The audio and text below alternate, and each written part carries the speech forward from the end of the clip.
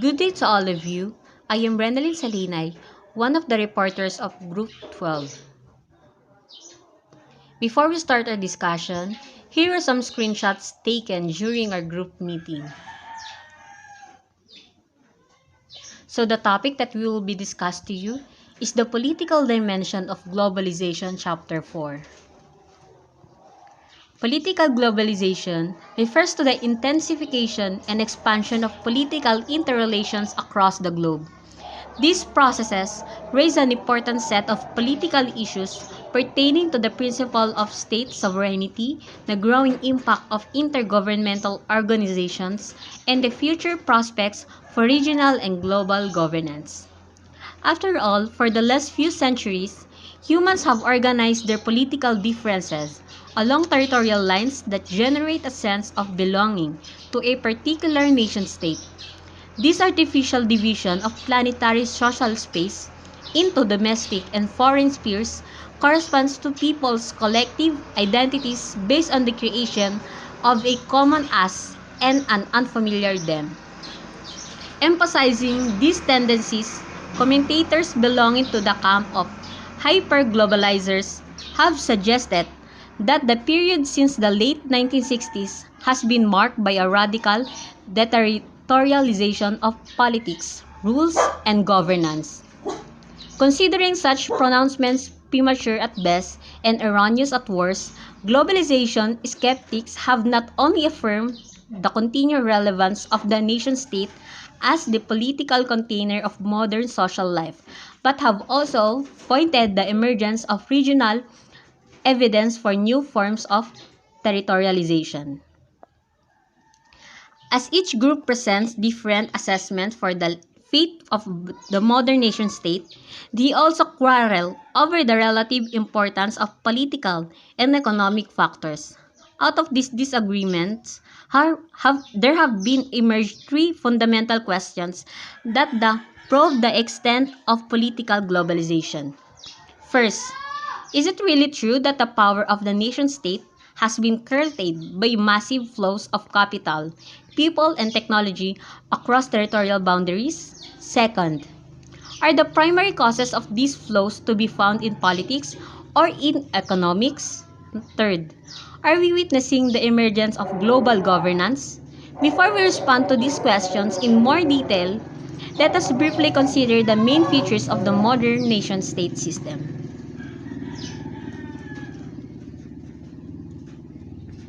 The origins of the modern nation-state system can be traced back to 17th century political developments in Europe.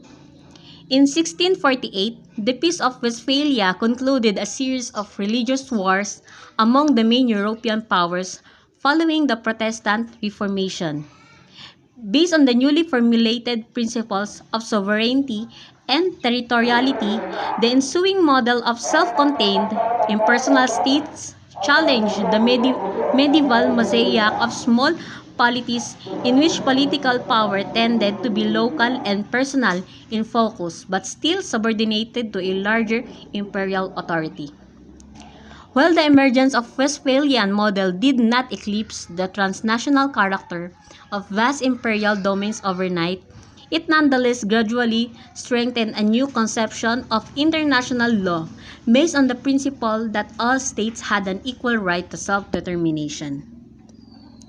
Whether ruled by absolutist kings in France and Prussia or in a more democratic fashion by the constitutional monarchs and republican leaders of England and Netherlands, these unified territorial areas constituted the foundation for modernity's secular and nationalist system of political power.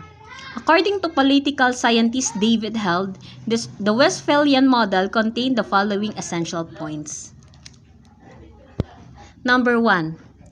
The world consists of and is divided into sovereign territorial states which recognize no superior authority. Number 2. The processes of lawmaking, the settlement of disputes, and law enforcement are largely in the hands of individual states. Number 3. International law is oriented to the establishment of minimal rules of coexistence. The creation of enduring relationships is an aim, but only to the extent that it allows state objectives to be met. Number 4. Respon- responsab- Responsibility for cross-border wrongful acts is a private matter, concerning only those affected. Number 5. All states are regarded as equal before the law, but legal rules do not take account of asymmetries of power. Number 6. Differences among states are often settled by force. The principle of effective power holds sway. Virtually no legal fetters exist to curb the resort to force. International legal standards afford only minimal protection. And last, number 7, the collective priority of all states should be to minimize the impediments to state freedom.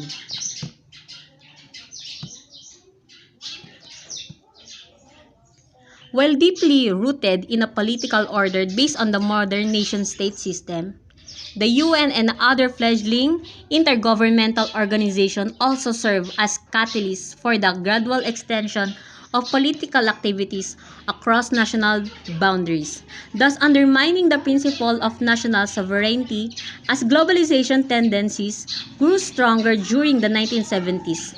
It became clear that the international society of separate states was rapidly turning into a global web of political interdependencies that challenged the sovereignty of nation-states.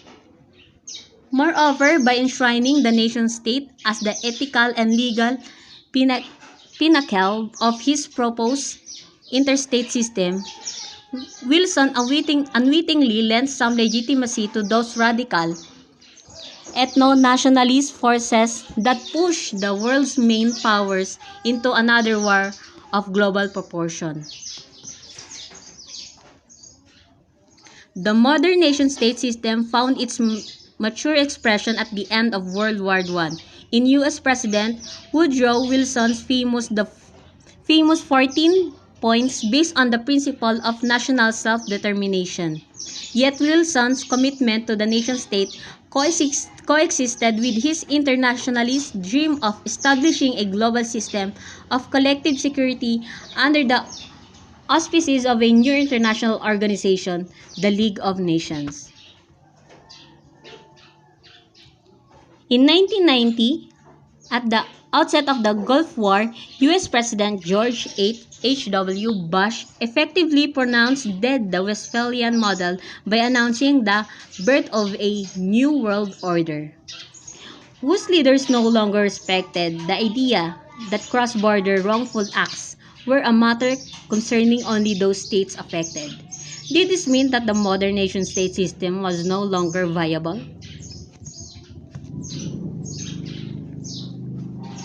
Here is the picture of the Security Council of the United Nations in session.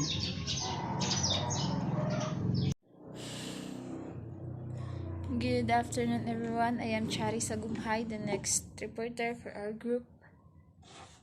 My the topic I'll discuss today is all about political globalization and global governance. Political globalizations most visible in the rise of super territorial institutions and associations held together by common norms and interests. So, political globalization refers to the growth of the worldwide political system, both in size and complexity. Development and growing influence of international organizations.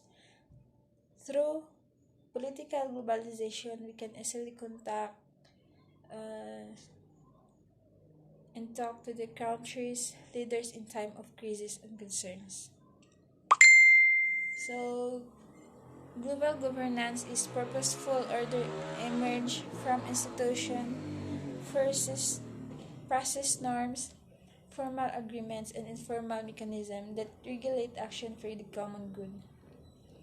This structure resembles an electric network of interrelated power centers such as municipal and provincial authorities, regional blocs, international organizations, and national and international private sector associations. So, municipal and provincial level. Municipal and provincial level discuss of remarkable growth in the number of policy initiatives and transborder links between various sub-state authorities, implementing the laws and policies made or adopted by the provincial assembly. It is build their own agendas and financial strategies to obtain loans. This level rise the powerful city networks. Example of this is World Association of Major Metropolises that develop cooperative ventures. The reason is to deal the common local issues across national borders. Global cities also serve as symbols of global capitalism. Second is regional level. Regional level, it is more organizations and agreements. Regional clubs and agencies sprang up across the world. Some observers lead to speculate the eventual replace nation state as it called a basic unit of governance. For example, European Community and French Foreign Minister had planned to create a supranational institution, common public policies, and design binding security arrangements. So, third is global level. Global level, government have formed a number of international organizations, including the UN, NATO, WTO, and OECD. Full legal membership organizations is the open states only, and decision-making authority lies with representatives from national governments. So, finally, emerging structure of global governance also shaped by global civil society, populated by thousands of voluntary. International NGOs represent millions of ordinary citizens who prepared to challenge political and economic decisions made by nation states and intergovernmental organizations. So, governance structure based on Western cosmopolitan ideals, international legal arrangement, and a web of expanding linkage between various governmental and non-governmental organizations. So,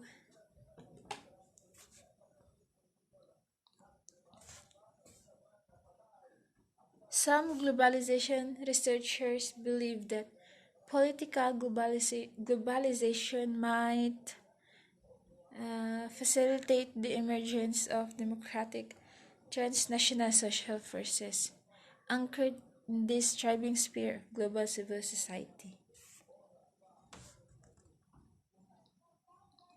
So, David, David, David Hill is a chief or proponent of this view.